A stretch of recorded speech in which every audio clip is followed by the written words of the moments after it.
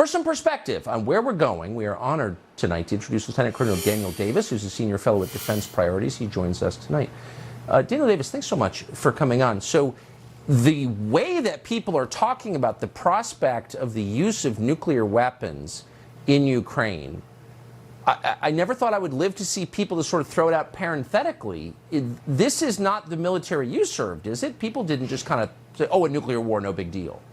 No. In fact, when I was serving, it was at the highest of everyone's understanding that that's what we needed to avoid at all costs. And, you know, that's what the whole idea of mutually assured destruction was supposed to ensure that didn't, so that governments, whether it was, you know, the hated Soviets or you know, the United States, who were bitterly against each other, we all understood where you can't go. And so that kept everybody safe. But now then, that seems to be we've lost that somehow. And the current administration, as I wrote about in 1945, a couple of days ago, they're pursuing a policy that logically can't be accomplished without putting us at grave risk of a nuclear war. Because they say on the one hand that we are going to help Ukraine no matter what it takes, as long as it takes.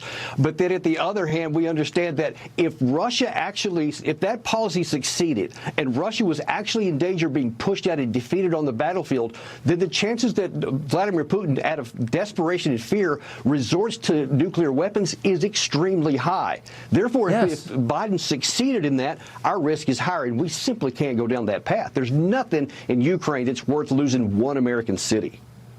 What's so striking is that we're not having a national conversation about this because people like Liz Cheney, who, by the way, has never even been in a fist fight in her entire sad life, denounces anyone who asks questions about it as, quote, pro-Putin. Have you ever seen like this sort of zombie-like state the country's in, where we're moving toward this inexorably and no one's talking about it?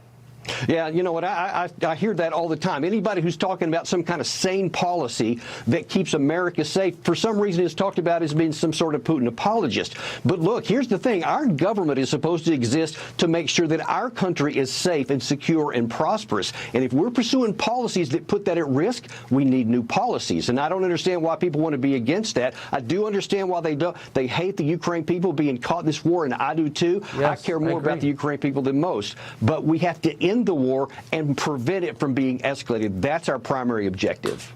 Yeah, of course. I mean, our primary objective of the U.S. government should be to help the United States, you would think. And I appreciate you reminding us of that. Lieutenant Colonel Daniel Davis of Defense Priorities, thank you. Thank you.